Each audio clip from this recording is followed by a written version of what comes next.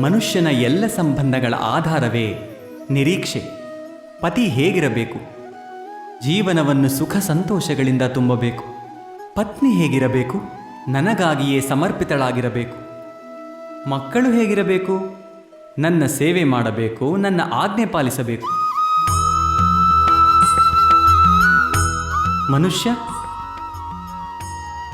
ಮನುಷ್ಯ ಯಾರನ್ನು ಪ್ರೀತಿಸುತ್ತಾನೆ ಎಂದರೆ ನಿರೀಕ್ಷೆಗಳನ್ನು ಪೂರೈಸುವವರನ್ನು. ಈ ನಿರೀಕ್ಷೆಯ ಗುಣವೇ ಹುಸಿ ಹೋಗುವುದು. ಹೇಗೆ?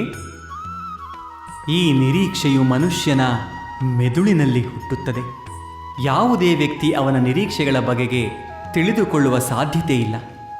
ಪೂರ್ತಿಗೊಳಿಸಬಹುದಾದ ಪ್ರಾಮಾಣಿಕ ನಿರೀಕ್ಷೆಗಳಿದ್ದರೂ ಮನುಷ್ಯ ಯಾರ ನಿರೀಕ್ಷೆಗಳನ್ನು ಪೂರ್ತಿಗೊಳಿಸಲಾರ. ಹಾಗೂ ಅಲ್ಲಿ ಹುಟ್ಟುವುದೇ ಸಂಘರ್ಷ. ಎಲ್ಲ ಸಂಬಂಧಗಳು ಸಂಘರ್ಷದಲ್ಲಿ ಬದಲಾಗಿ ಬಿಡುತ್ತವೆ. ಆದರೆ ಮನುಷ್ಯ ನಿರೀಕ್ಷೆಗಳನ್ನು ಸಂಬಂಧದ ಆಧಾರ ಮಾಡದಿದ್ದರೆ ಹಾಗೂ ಸಂಬಂಧವನ್ನೇ ಆಧಾರ ಎಂಬುದನ್ನು ಸ್ವೀಕರಿಸಿದರೆ ಈ ಜೀವನ ಎಂಬುದು ಸುಖ ಶಾಂತಿಗಳಿಂದ ತುಂಬಿಕೊಳ್ಳುವುದಿಲ್ಲವೇ? ನೀವೇ ಯೋಚಿಸಿ ನೋಡಿ.